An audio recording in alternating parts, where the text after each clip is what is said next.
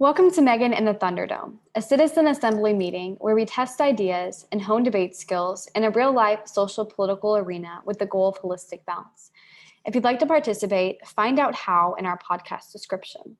So we will begin with a round of introduction from our panelists, and we've each got about 30 seconds apiece to tell our listeners who we are, where we're from, and what our points of interest and focus are in activism. So I will start with Ramses. If you could please introduce yourself. Sure, Megan. My name is Ramses. I'm joining from Montreal, Quebec, Canada.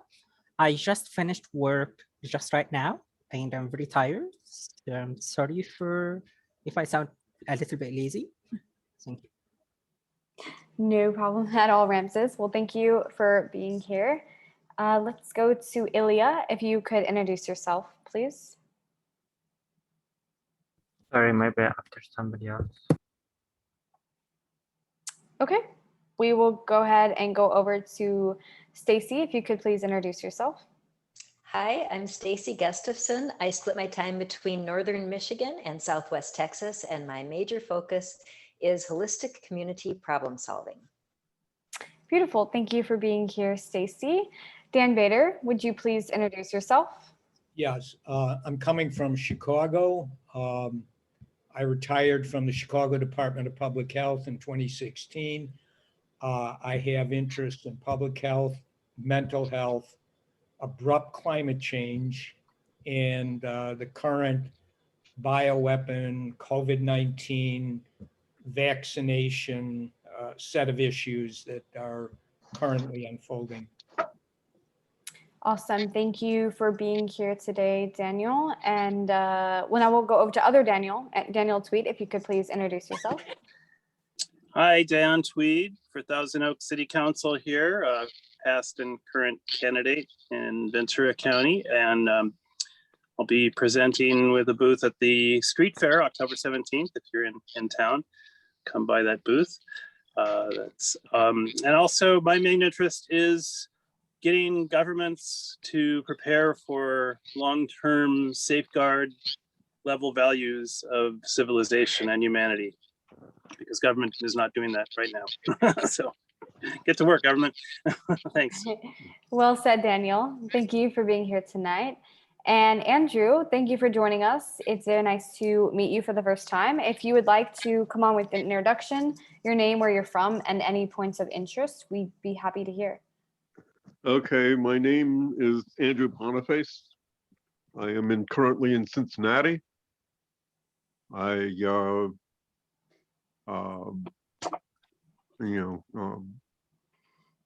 studied engineering once upon a time and tried to get a PhD in math, but my advisor died at an unlucky time for me. So, I mean, I know a lot more than I get paid for.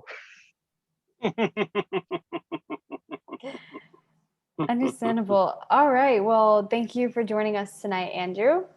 I used to be pert and pensive and now I'm merely expert and expensive. I used to have many aspirations, but now I merely have aspirations. Got it. Okay.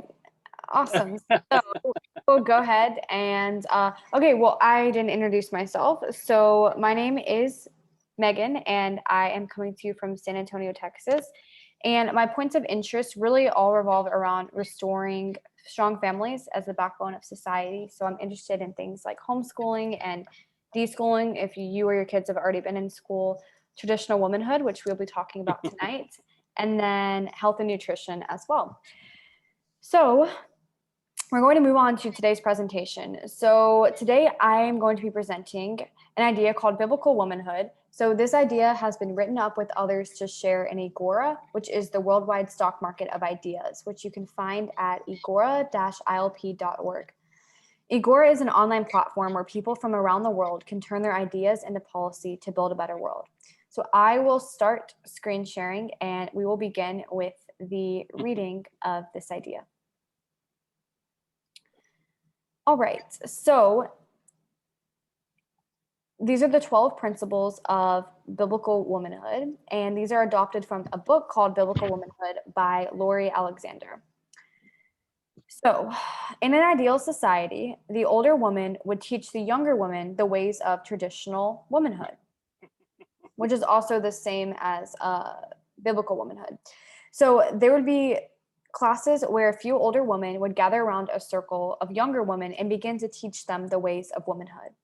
They shall teach them to have strong marriages, raise godly children, be keepers at home, learn the ways of homemaking, dress modestly, and to be good wives to their husbands.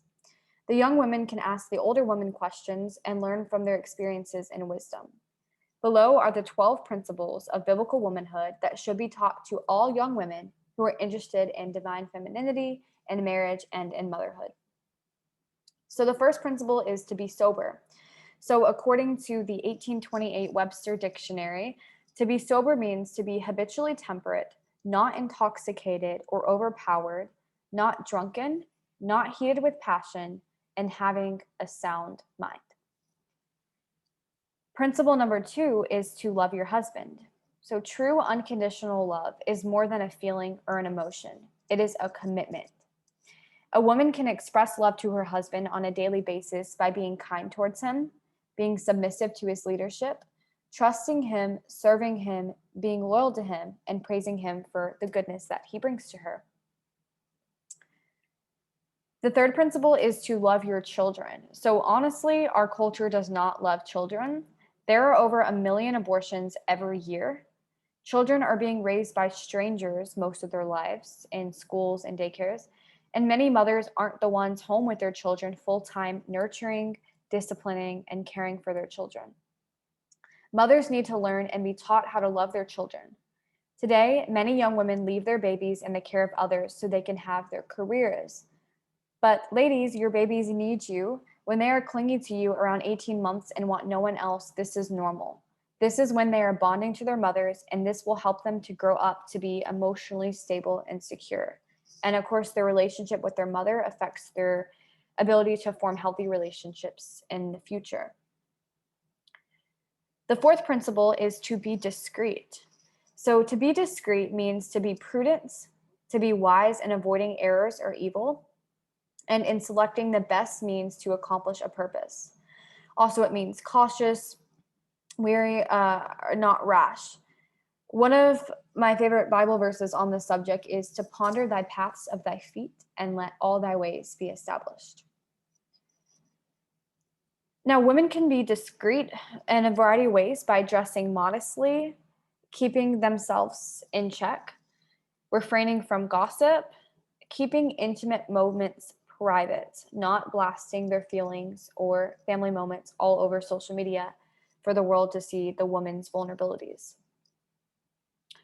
The fifth principle is to be chaste. So chaste means to be pure from all unlawful commerce of sexes.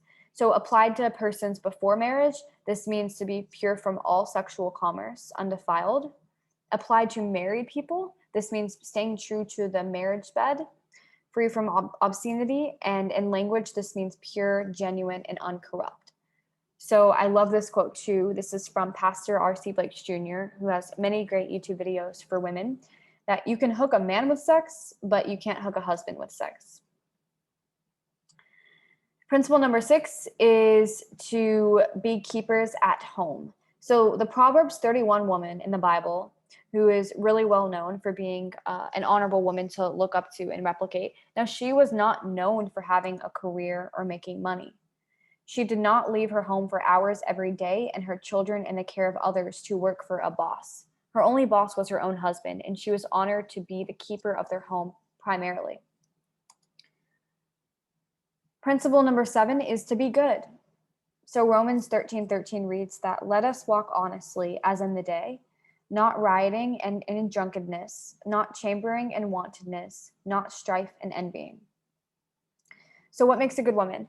Well, a good woman is one who is pure in heart, honest in her ways, secure in her identity, cautious in her words, loyal to her husband, and nurturing to her loved ones. The 8th principle is to be obedient to your husband. So every institution in the world has a leader, and God chose the husband to be the leader of the family. So the husband is the woman's authority, and this is good, and this is orderly. Principle number 9 is winning a disobedient husband. So this is what not to do as a woman. So Proverbs 27:15 reads that a continual dropping and a very rainy day and a contentious woman are alike. Yeah, that's a tough one. Now, contentious means given to angry debates, quarrelsome, perverse, stubborn, and petulant. So women should not fight, quarrel, or have strife in their homes. Women are also not the leaders of their husbands in any way, especially spiritual. Women should live in submission to their husbands with chaste conversation. Principle number 10 is to refrain from positions of political leadership.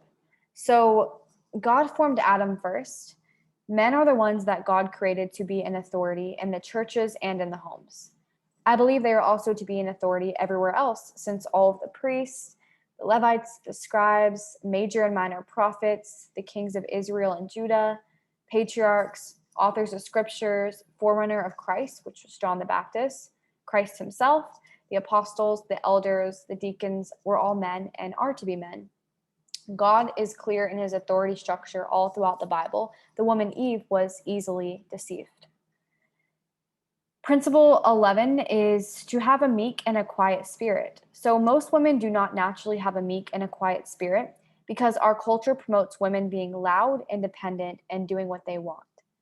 Meek means mild of temper, soft, gentle, not easily provoked or irritated, yielding, humble, and submissive to the divine will. So God deeply values meekness. It makes a woman beautiful by being at peace with herself and with others.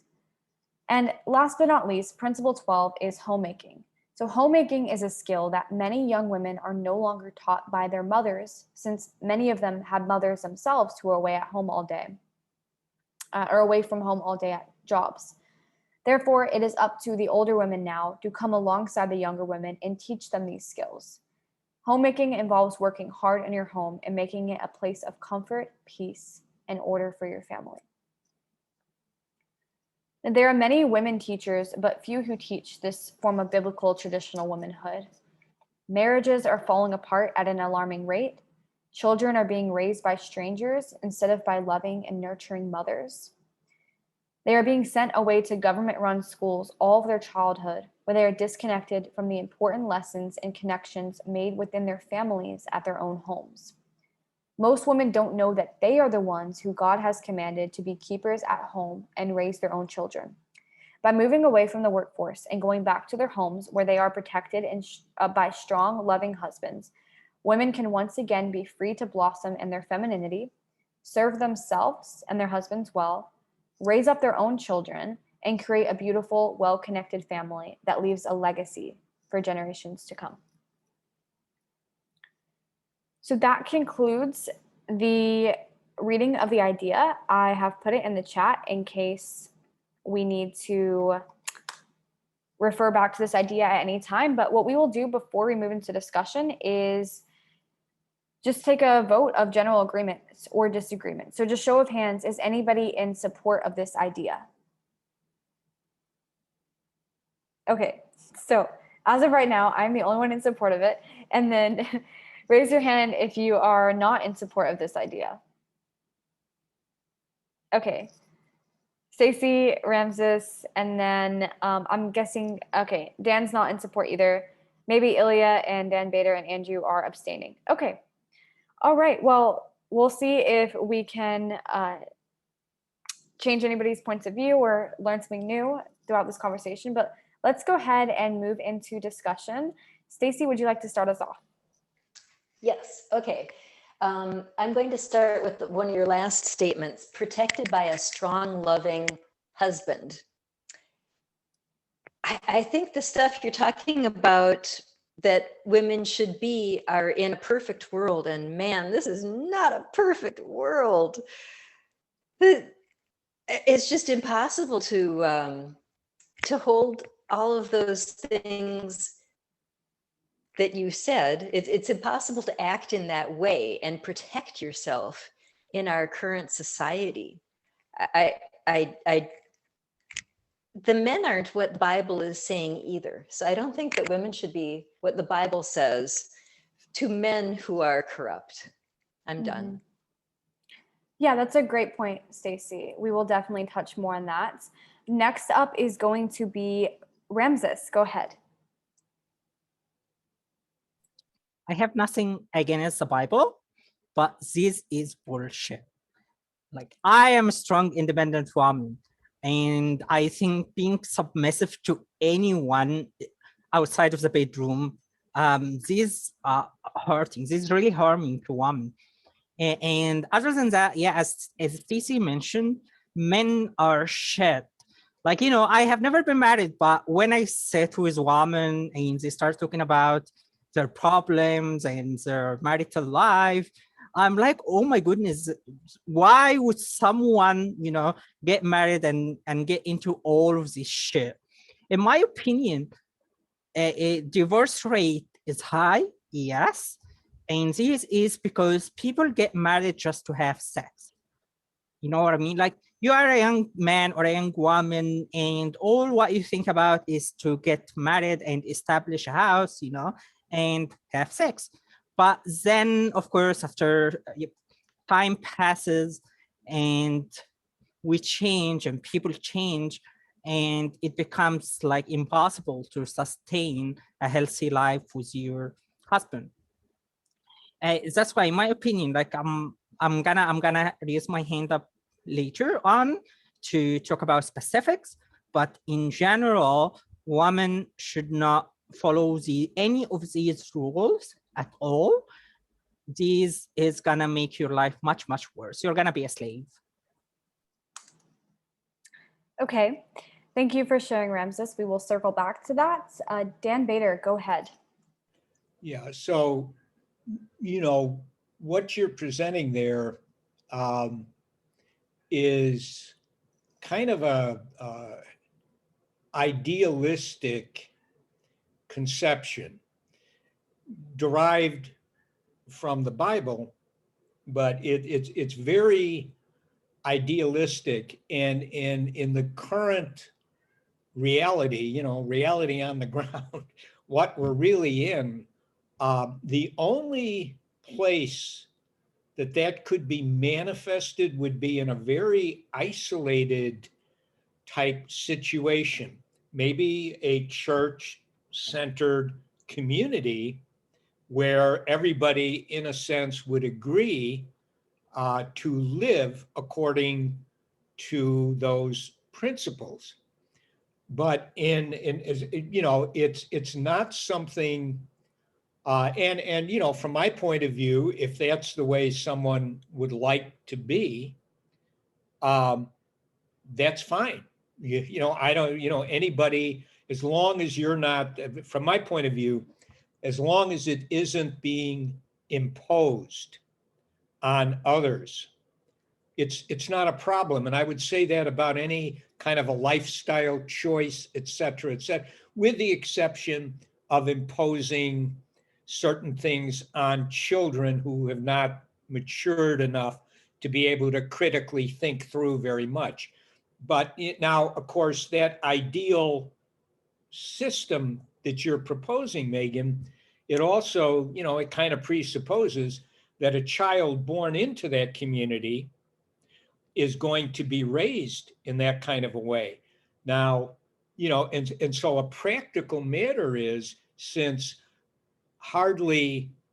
very few in our current population in the United States and a lot of other places, this is not something that's feasible.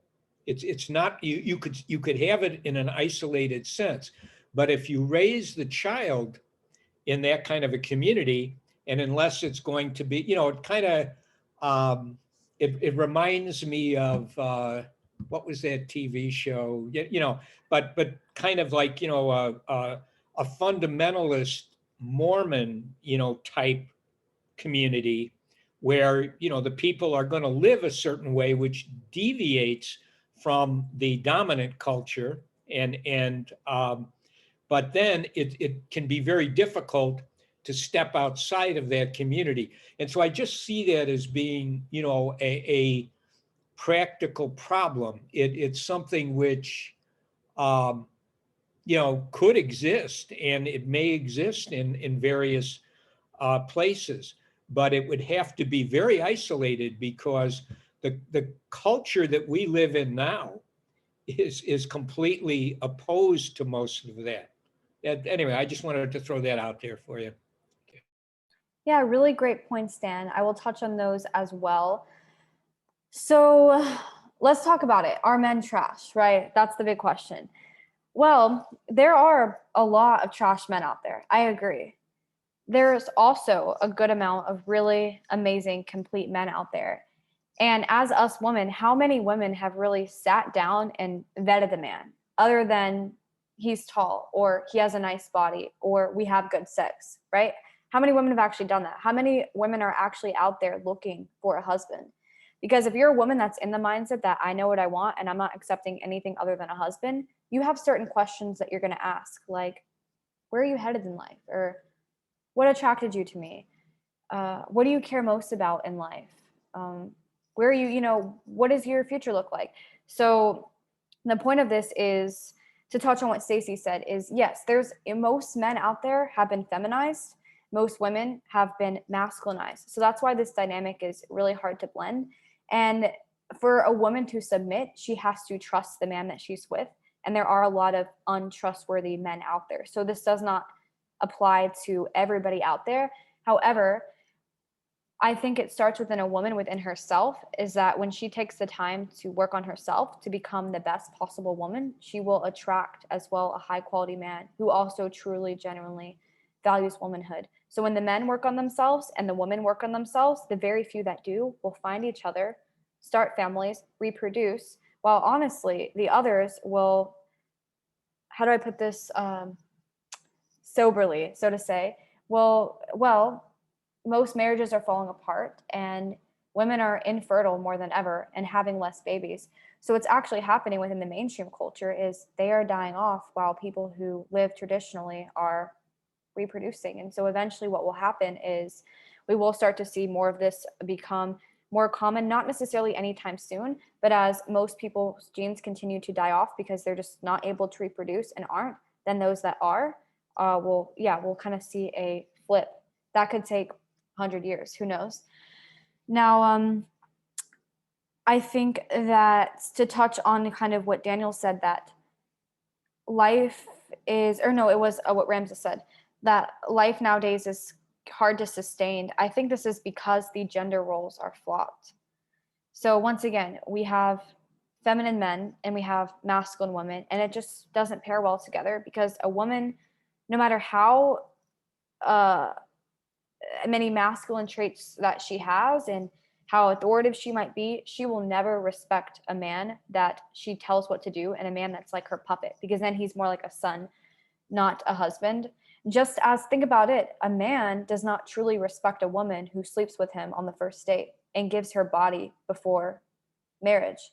Because there's a YouTuber named Elliot Hulse he speaks mostly to men, but I find that I learn a lot about womanhood from him, actually. And he gave an analogy that really angered a lot of women, but I had to really think about it, and I understand where he's coming from. He talked about a cow that just gives free milk, and that if you had a cow that you can get free milk from at any time, why would you buy the cow? So it's the same thing that I think a lot of women do, is give their bodies up so freely without having a price. Because the woman's body is something that obviously men desire, and men will do a lot for the woman that they love. And so in a sense, to Ramses said in the chat, you're not buying a wife, but in a sense, the men do, and the wife becomes a valuable asset to him, just as the husband becomes a valuable asset to the wife. So it goes both ways. What I also want to say is that feminism has destroyed womanhood, and feminism has nothing to do with true femininity whatsoever.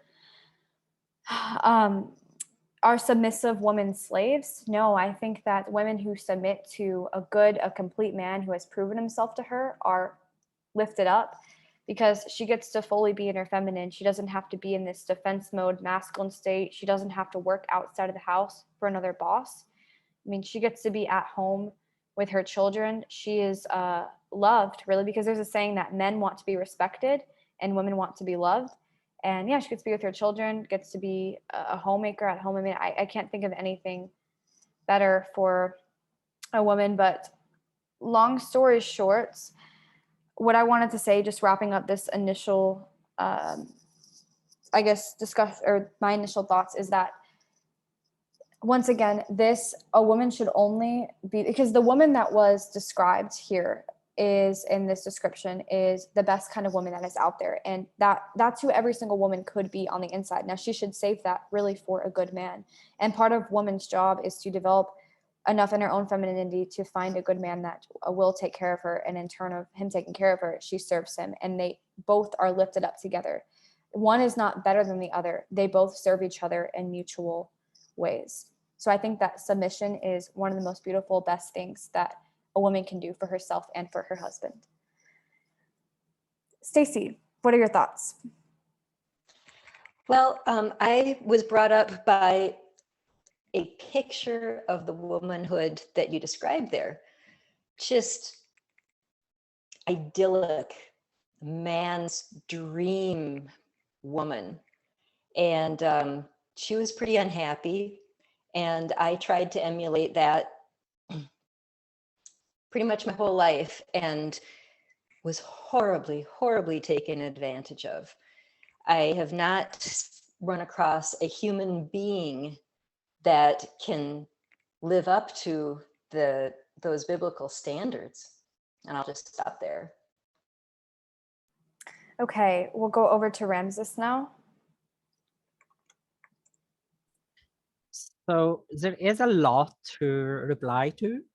However, I'm gonna behave like Cesare. I know his behavior is pretty annoying, but it is kind of efficient here. So I'm gonna take it point by point, okay, and be specific. So for example, principle 2, which is about love, it starts with a statement that's not valid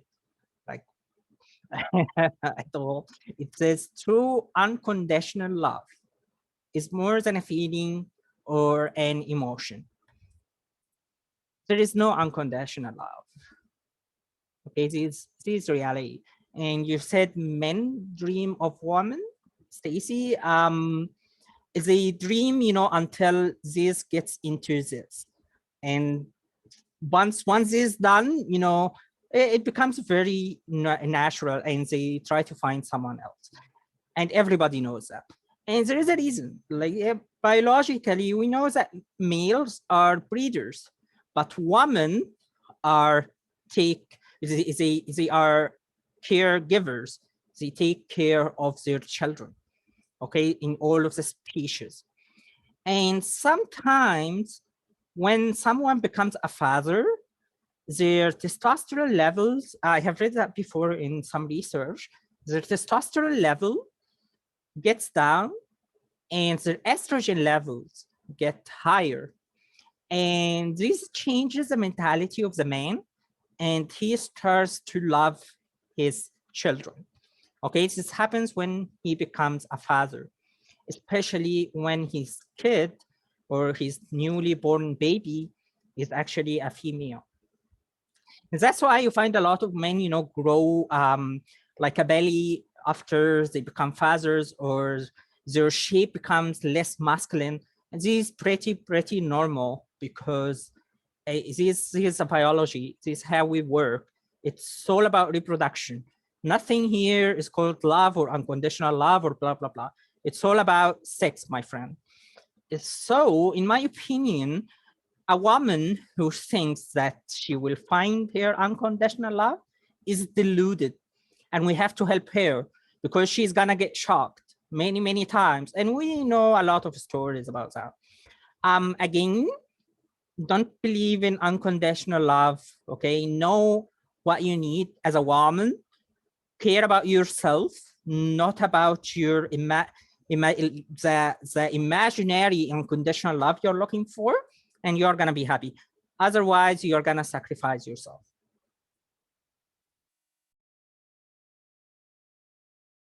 Okay, so yeah, let's talk more about unconditional love. So unconditional love definitely exists, but it's very rare.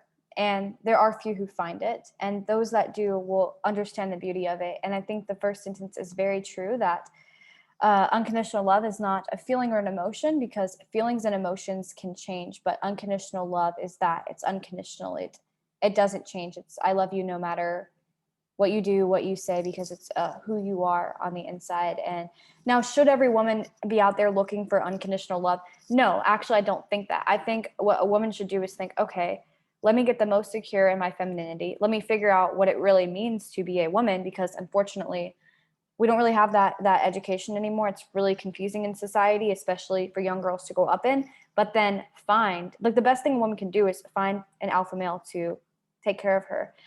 So I think that's what she should optimize for, which is really, yeah, vetting a man. And this is where most women go wrong. The reason why most women don't have this is because they spend their time at clubs, in bars, on dating apps, looking for men, trying to find the man like this and getting frustrated that he's not there. But a husband is not going to be doing those things. He's not going to be on a dating app, a man looking for real commitment, or he's not going to be at a strip club or anything like that. He's going to be working on himself as well. Sex is definitely valuable. Obviously, it's valued in nature, of course. It's for reproduction, because we're all about, that's part of the purpose of what it means to be human. However, you're right. Once again, a woman, one of the woman's greatest values that she has to men is her sexual appeal. And women today just give it way too easily by the way they dress too, and show their bodies off and also give their bodies. It really diminishes their value a lot. Now, if a woman saves her body for marriage, and now keep in mind this, you know you have a good man when he's willing to wait until marriage and commit to you. And there's a saying for women to never lay their life down or lay their body down for a man who has not laid his life down for her. Because once that man has said, you know what, that's fine, I understand that your body is the prize, and I get that. Once I've shown my commitment to you, once I've put a ring on the finger, and once I've proven to you that I'm going to take care of you, then that is the man, that's what he gets in return. So in a sense, the woman has a lot of power that she should use wisely. Okay, we will go on to the next person for now. So Dan Bader, go ahead. Yeah, some thoughts. Again, this is a very idealized conception of masculinity, femininity, relationships. And it really, again, and this isn't a criticism, but it's just, it can't exist very well in our current state of cultural evolution. And you have to, to really, I would agree with you, Megan, that it would be great for people to have very much respect for the other person that they're involved with. Not to exploit, not to abuse, etc. And to be, loyalty, it's got, like, loyalty is something which most human beings are very concerned with. It's got a real deep kind of a hard wiring in people, because it's necessary to have group survival. We have, the individual has to survive, and if you're a human being, you're going to be part of some group structure. And in order to have that group structure continue, which is for survival, you do have to have loyalty, and you have to have rules. and whether it's, 10 commandments or some other perspective, there's always going to be these rules as to how things are organized. When does a child become an adult? How do marriages occur? Are they arranged? A lot of cultures, they're just arranged. Different. I mean, the variations are incredible, and you're bringing up one variation. Now, if you believe that the Bible, some combination of Old Testament, New Testament, is basically the prescription of God as far as how people should be, then you can evolve something along the lines that you're talking about. But you can also evolve a lot of other versions of how people should be from something like the Bible, which is a compilation, it's and whether, and so you're believing that the Bible is divinely inspired in some fashion. Whoever wrote it, however it was written, it basically reflects the design of God. And so what you're deriving is something which is, it's possible. But if you look historically, I don't think you're going to see that actually realized very often and in very many places. Now, in the United States, where we have a huge, what I would say, kind of Protestant religious population, fundamentalist to one degree or another, you can see that. And, if you have certain communities which are isolated, they will create something like that, a set of expectations. The woman should bow down to the man to a certain degree, and presumably the man is trustworthy, wise, strong, etc., whatever attributes you want to give to the man. But I mean, in the real world, historically and currently, you don't see that operating very much. And I think that, you could propose it like you're doing, as this is a good idea. But I think one of the things that, has to be addressed is what are the variables that actually go into how people are. And what it, one just final, I know I'm rambling here, but one of the key realities is that, when you go back to more ancient historical times, when people lived more in sort of tribal types of organizations or chiefdoms, or what you tend to encounter is there's why are men, see the kind of man you're talking about, it's hard to actually have that kind of man really be there, because in a sense, men, if you go back to a tribal type organizations, the men have to defend the tribe. It's like men have to, at least really a significant segment of the men in these groupings have to become warriors in order to defend the entire tribe. The women they have to raise the children, do other things, and the men primarily at the bottom. The bottom line is the men have to be able to defend the community against other tribes who will, even in the Bible, they'll come in and, kill all the males and take the women and the animals, etc. This is part of human nature.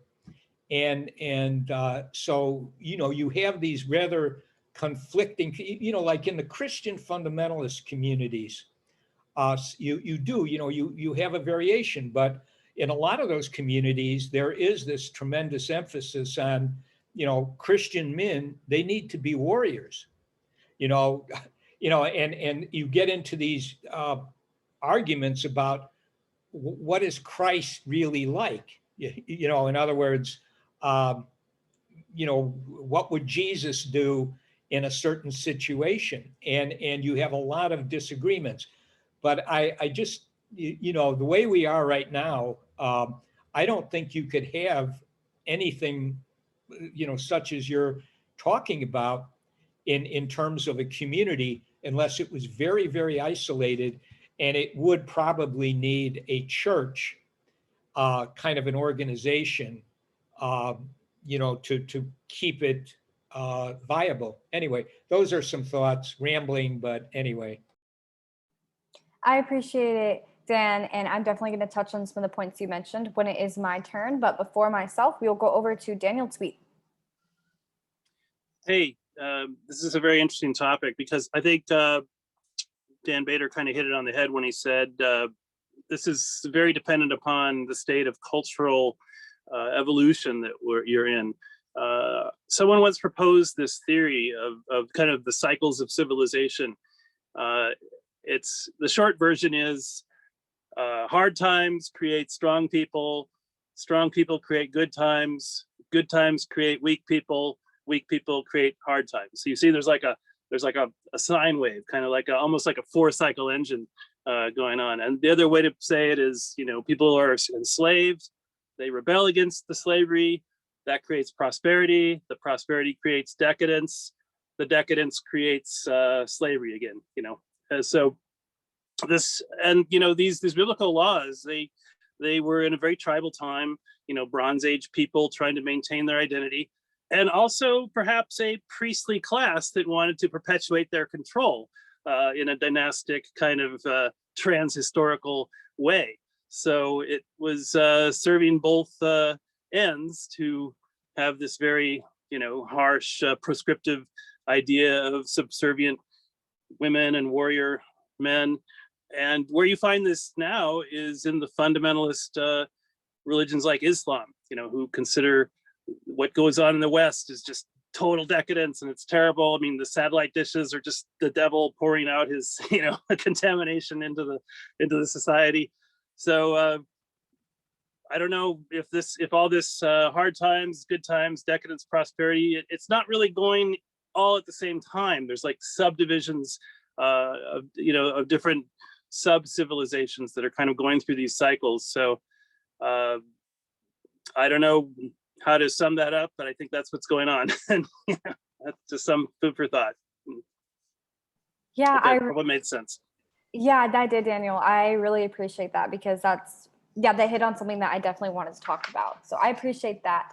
Stacy, you are up. So I think that we need to go native, go full native. I've been listening to video teachings from Native American wisdom, and it all makes so much sense. And I think it would be a really super alternative that is culturally possible. And it has to do, they just say, they are taught and they teach all the time, man and woman are equal, equal, equal, equal. There are a million ways that they show symbolically, man and woman are equal. Now, that doesn't mean that they do the same thing. They have their different roles. The man is the one with the fire that goes out and protects and has the ability to kill. But when they kill, they're supposed to be brought back into the community and balanced back to community and not killing by everybody meets them when they come back from the kill and balance them back. I feel like that is the way to go. And my family has done a really good experiment, I believe, with the other way, the biblical way. I say go native. Thanks. That's a really great point, Stacy. That I do agree that men and women are equally important and they have very distinct roles. The issue I have, though, with openly saying that men and women are equal is the way it's kind of taken upon society is that most modern society with feminism, which says that women are equal to men, but in reality, a lot of it is actually women trying to get superiority over men. They try to get equality by becoming men, and that's actually not what we want to do. We want to recognize equal importance, because think of it, what is the beautiful creation that is born when man and woman come together in union? And that is a child, which is both of men and of women, and you can't have that beautiful child without both the man and for the woman. And then Ramses made a good point, a right to vote and a right to work. I also don't think that women should vote, like have their own independent vote. I think that what we should have is a family vote. So I think that the men who own property should be the ones that do the voting. However, the entire family should be on the same page. So when the man goes to vote, he is also voting for what his woman stands for and his children until his sons are of age to then go themselves. Now, something else that I want to touch on is the Bible. So the points listed here, I did not write them myself. They are directly from the book Biblical Womanhood. However, I agree with every single one of them, which is why I wanted to share it. And I do not take the Bible as my religious doctrine. I do not think it was created by direct divine inspiration. I believe it was written by men to teach how to live and the ways of life. So I do think there's a lot of wisdom in the Bible about traditionalism as well that we can get information from. I do also want to make it clear, as I did say on here in the very beginning, that this is not targeted at the mainstream people. I don't expect the entire world to do this. What I said here is that below are the 12 principles of biblical womanhood that should be taught to all young women interested in femininity, marriage, and motherhood. Now, how many women today are interested in femininity, marriage, or motherhood? Most of them, not really. It's not their top priority. It might be something that stumbles across in their life while they're pursuing their careers, and then they end up getting a divorce and having maybe 1 to 2 kids, and it's not their main focus. So I'm talking about women who are really focused in living traditionally, not just all of the mainstream.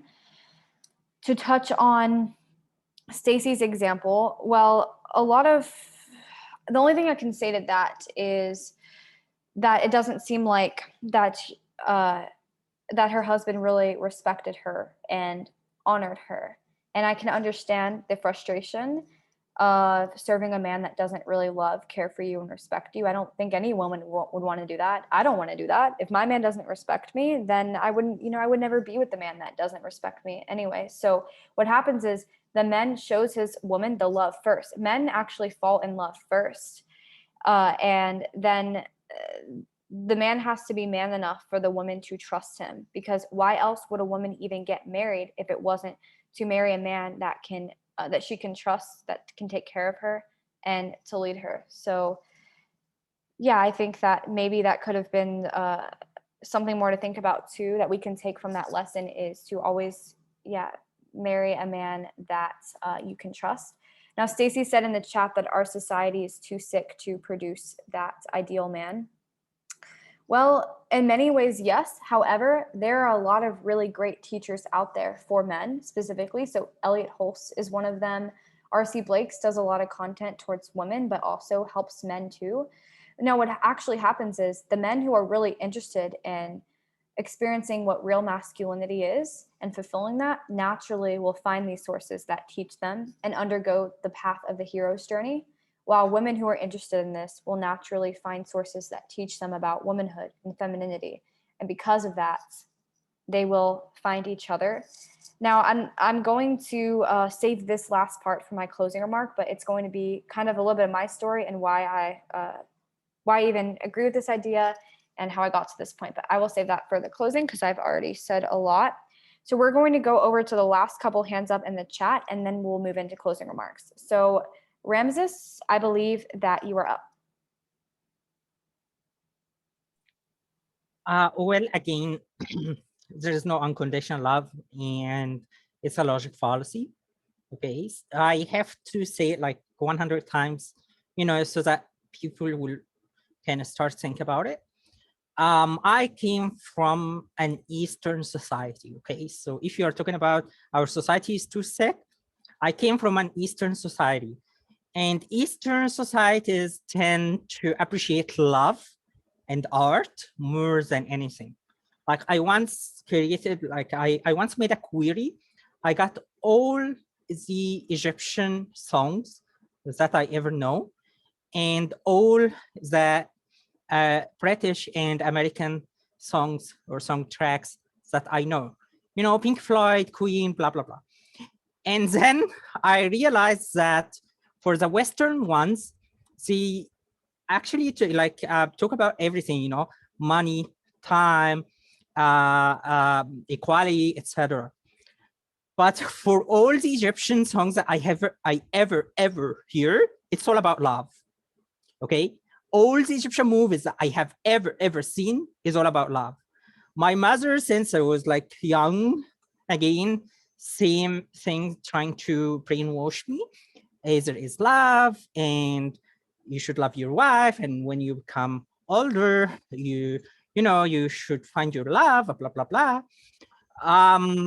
And my brother was deluded that way, and he is married, and God be with him.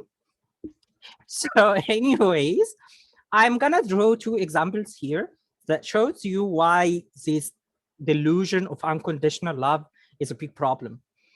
So let's assume, for example, you have found your man, okay? And oh my goodness, we are pretty compatible with each other. We are deluded, you know, we are into the delusion that we are pretty compatible. We are gonna continue our life together. He is the man that I'm looking for. And then you get married, and then he asks you to stop working. Yeah, exactly, honeymoon, you know, which is the brainwashing stage.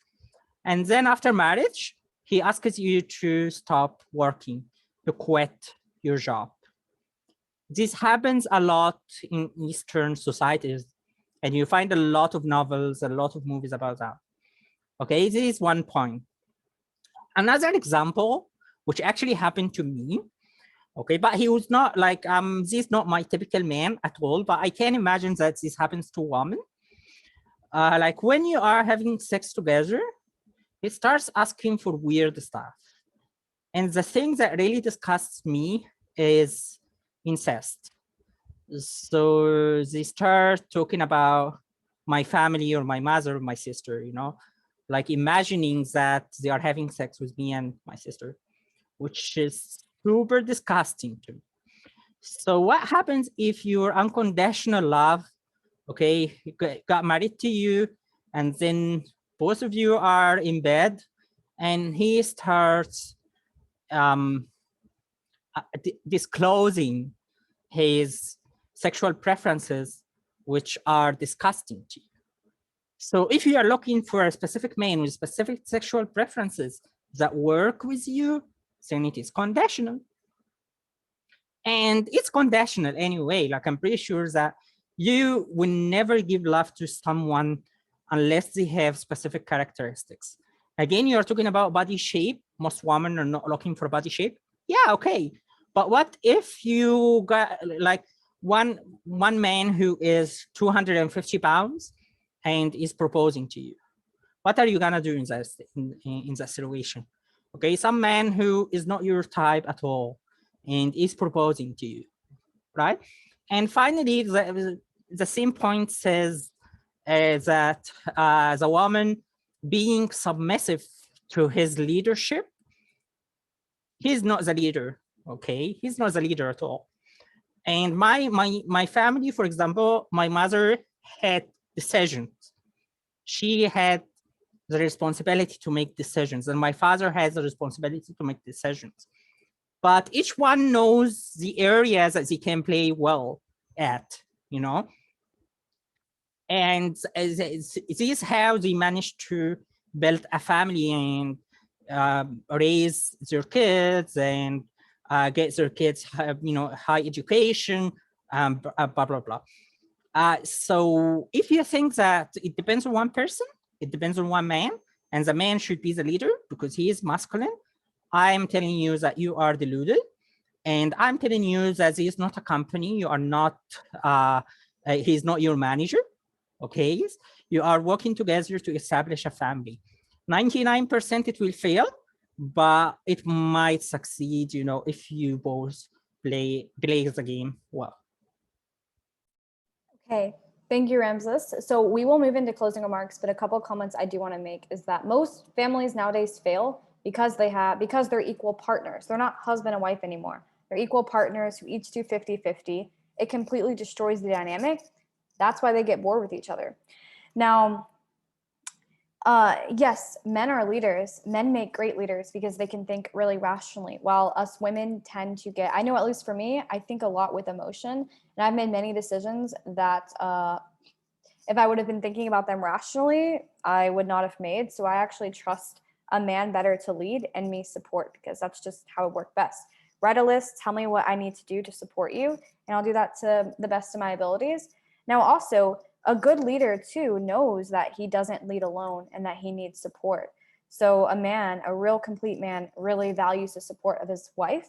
And two, will also ask her maybe to take on leadership in some categories. He might say, hey, honey, I'm really overwhelmed with this. Can you take over this for me for the time being? Something like that. A good man is not going to try to suppress his woman or bring her down or make her feel inadequate. He's going to want to make her feel like the most special woman in the world and to lift her up. Now, once again, unconditional love is not a feeling or an emotion. It's not something that's made up in your head. It's not some idea you have about somebody. It is a pure commitment, because people often get trapped in lust or in creating pictures of who they think somebody is or want them to be. I've done this in the past. That might be what love is, but unconditional love does not change. It's not, feelings and emotions change. Unconditional love doesn't.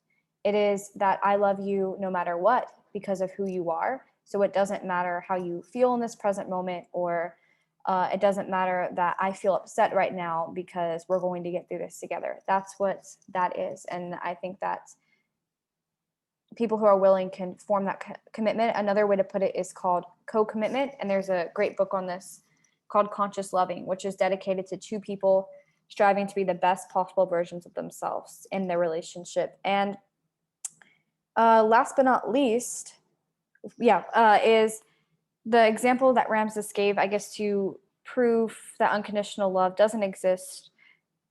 To me, it didn't prove anything, because you said that in the Egyptian family, for example, I think it was the Egyptian family, that after they got married, the wife wanted to work and the husband got upset. Well, they should have had this conversation before when they were vetting each other. She should have said, hey, I don't really want to be a housewife. I want to work, or there's a chance I might want to work. They should have had that conversation before, so it wasn't this big shock. Because obviously, if you're a man that is looking for a housewife and you get married and then your wife's like, yeah, just kidding, I want to work. Obviously, that's going to cause issues. And that, to me, that doesn't prove that unconditional love doesn't exist. It just proves that they should have vetted each other. Yeah, sorry, Megan, can I reply to this very quickly after you are done? Yes, of course, because I will say one more thing as well. But yeah, that's what I mean is that now, and that what that shows me is that they don't even know each other. So how can you love somebody that you don't even know? So they never had love in the first place. That doesn't mean that other people can't have it. It just means that in that case, they didn't. The other thing too, a man that's 250 pounds, well, once again, this talks about the vetting process. So if the woman's man gained weight like that, but he was dedicated to losing it and to making himself better, then of course, then maybe she would be, if they do have unconditional love, then she would say, okay, honey, as long as you are working to make yourself better, then I'm here for you. But if a man is 250 pounds and he's overweight and doesn't take care of himself, that's not going to be attractive to a woman. So once again, to me, that doesn't prove anything, but go ahead, Ramses. Yeah, so the thing about work, of course, it doesn't have to happen after marriage.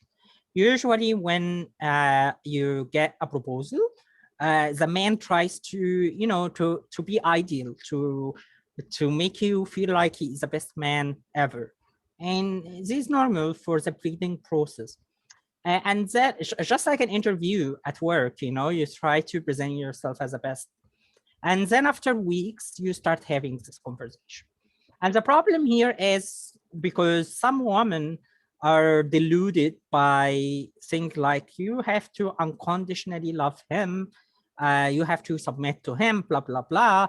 They usually sacrifice, okay? They usually sacrifice their jobs because their husband doesn't want them to work. And this is a problem. And this is one of the dangers of this mentality.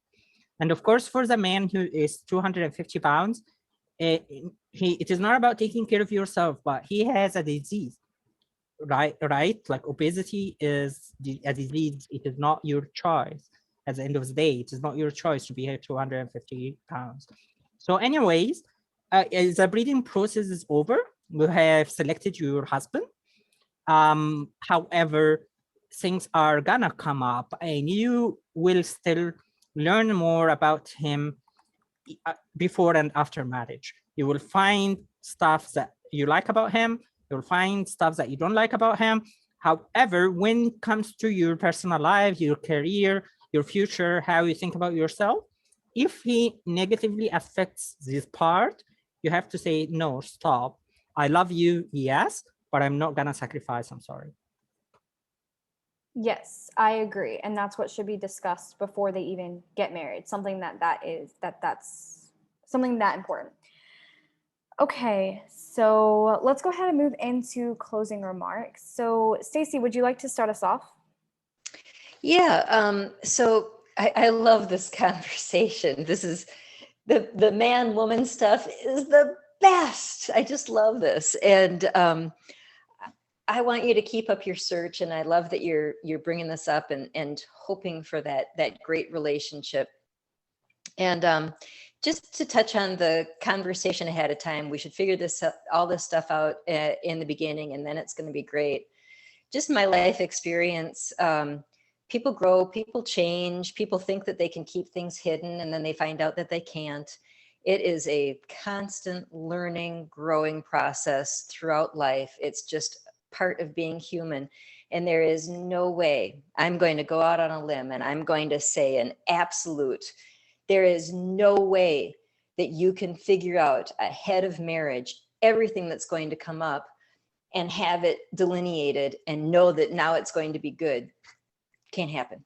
But please keep up your search, because you'll find something better than us out there who are like, no freaking way, dude. All right, thank you, Stacy. And we'll go over to Daniel Tweet if you have any closing remarks to share. Yeah, thanks. This is really, I'm glad we have a psychologist that comes to these meetings, because so much of this is psychology. You know, there's a saying, and I think it's goes back to Buddhism, is that the mind is an excellent servant, but a terrible master. And it's also been observed that people are about 80% self-destructive. And it's also been observed that people don't really act until they're forced to act. So, I mean, you put all these things together and you kind of get this perfect storm of, you know, Western material decadence that we seem to be, you know, drowning in. So I think there is a lot of room for discussions like this. I loved Ramses talking about art. You know, one kind of Eastern oriented art was all about love, and the Western art, it's really just about maximum novelty. I think, you know, it's like, that's how we define art. Has this been done before? No, it's, who cares? Oh, this is great. It's never been done before. You know, I mean, it's like, that's like the standard in, you know, accelerating technological culture. So I'm a big fan of intentional communities. I think that's where the real salvation for society is going to manifest as. Society's gotten too big and too uncontrollable and too risky to keep doing it the way we're doing it. So yeah, keep exploring these ideas. Thanks for letting me participate. Thank you for your participation, Daniel. And I totally agree with you about small intentional communities. So we'll go over to Dan Bader. Any closing remarks to share? Yeah. So again, going back to what I said earlier, I think this is, it's a possibility. You know, it's very idealistic. It needs, you know, a real community support to have it actually manifest and have any kind of sustainability, in my opinion. And I just, I think that the socialization of men and women is a key factor in how these things, relationships, families evolve. And I'll just say, with men here in the United States, at recent times, men are socialized to be, to some degree, aggressive, whether that manifests in a career, whether it manifests in physical assertiveness, etc. And men are boys, again, I'm not sure exactly how it is right now these days, but when I was being socialized, boys and girls were kind of separate. The girls played together, the boys played together, and there was a lot of emphasis for the boys on competition. That could be in sports, it could be fighting, it could be in a number of areas. And the boys and the men, a lot of times they're very concerned with sorting themselves out in a hierarchical fashion. And a lot of the traits that go into the kind of culture we've had here in the United States, I think for a long, long time, a lot of the characteristics that get you respect from men aren't necessarily so good when it comes to the kind of idealistic image you're projecting of how a man could be, which would be really good, you believe. Because that aggressiveness, that assertiveness, it can manifest in a lot of abusive behavior within the family. And you see that very frequently. But again, it would be nice if people could work out between themselves or within a community context of what is the appropriate way to be and how to manage emotions, etc. And the final thought is, in the kind of community that you're talking about, Megan, I think a lot of times that might manifest as we don't drink alcohol in the community. That's not, or we only do it in a very careful, controlled fashion.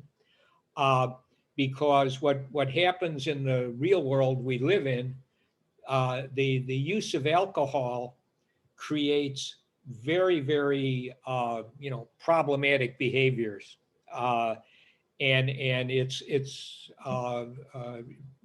so if you could have an isolated community, and again, it would have to be centered around, I think, a church or some other kind of religious, spiritual perspective.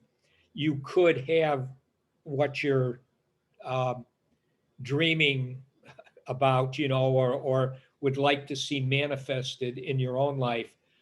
But in the real world we're trapped in today, it's almost impossible to expect that kind of relationship in a sustained manner. That's my thought. Very cynical, pessimistic in a certain kind of sense. But anyway, those are my closing thoughts. Thank you. Thank you, Dan, for being here tonight and for sharing your thoughts. Much appreciated as usual.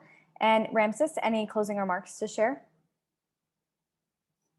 Yeah, I would say it's very subjective for sure. And every one of us is judging from their own experience. And my experience with marriage is external, like this is what I'm hearing from my male friends and my female friends. Many of my male friends are abused by their wives. Many of my female friends are abused by their husbands. However, there are, I would say, delusions, like misunderstandings that lead to these problems. Like if you know from the beginning that you are dating a man, not a computer, then you will know and we will expect. And my family, for example, have never known these masculine, feminine rules at all. My mother is a working mother, works every day, she goes to work. My father is a teacher, so in summer he used to take care of us. Okay, so he cooks for us, he does our laundry, etc. My mother also has rheumatoid. So my father tries to help her by, again, doing the home stuff for her. I think this is an example of how things should be like. If you really want a family, to be peaceful and to achieve your goals, which is raise your children and make them better than yourself, then both parties have to work together.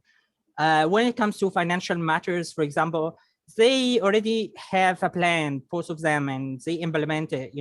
They have been used to it for tens of years, and this is how it works. Not that my father should bring money, and my mother should just sit at home, just doing anything, other than working. I think this doesn't work. The best way is to have a financial plan and know what you need to spend on the house and on your kids in order to make them better. Finally, I said that before, but it's really worthy to mention this again. I once dated an Italian guy, and he told me a very interesting empirical rule. He said that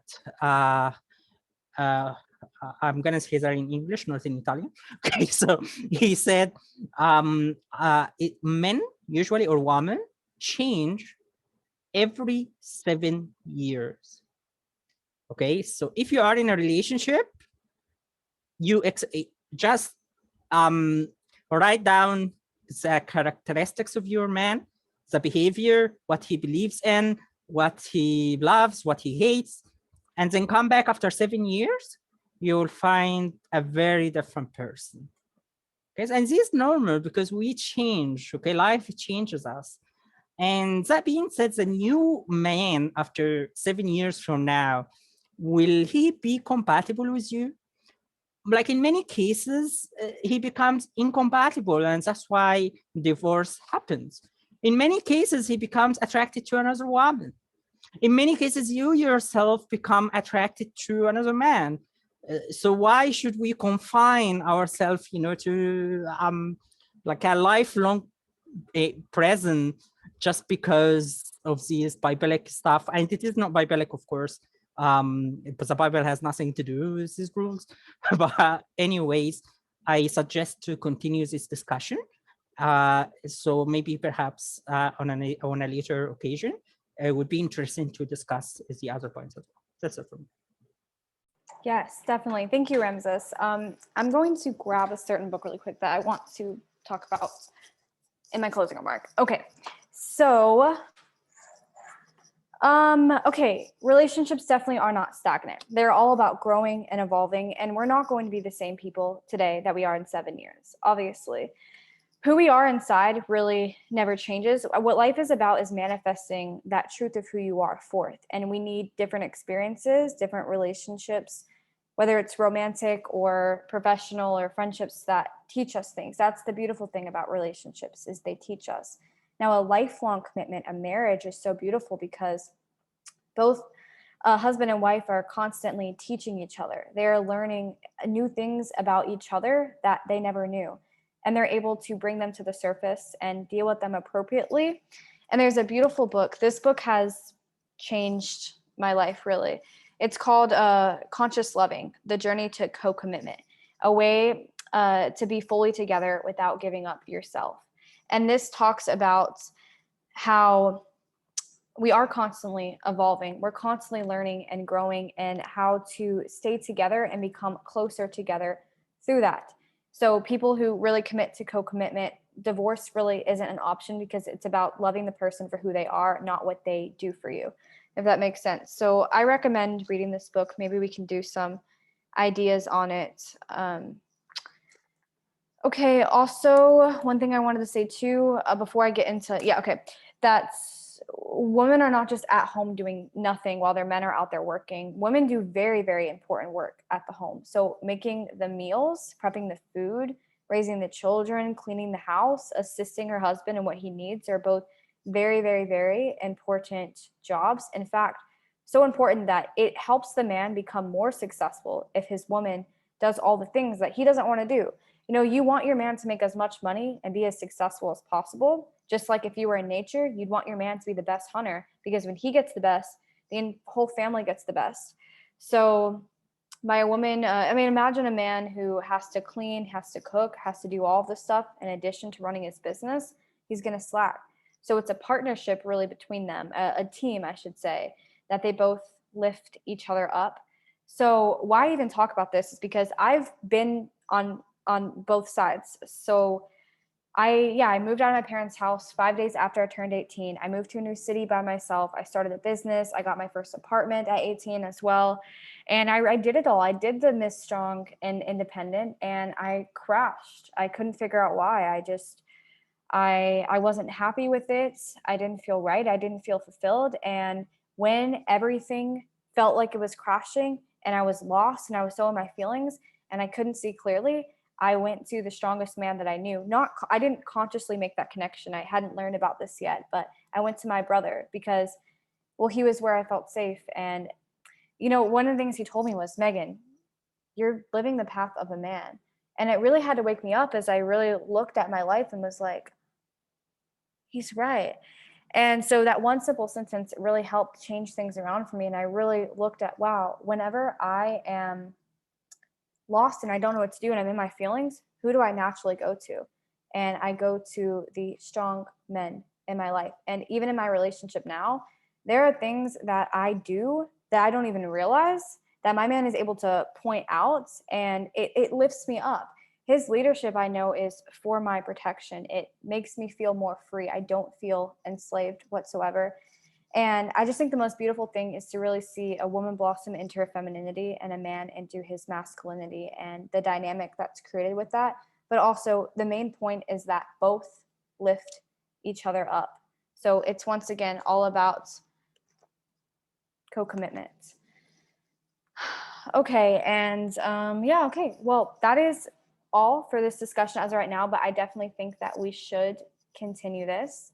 And before we close off, let's go ahead and do another vote. So did anybody change? Nope. Okay, so we all kept the same. I disagree more now. Okay, Ramses disagrees more. All right, well, I really enjoyed this discussion tonight, everyone. So I appreciate all of you being here. And for our viewers and listeners, if you enjoy this idea, don't forget to support it in egora-ilp.org. And in Egora, you will also find information for upcoming meetings. And last but not least, you can like our page and join our group on Facebook, which can be found at facebook.com/group/Citizen Assembly.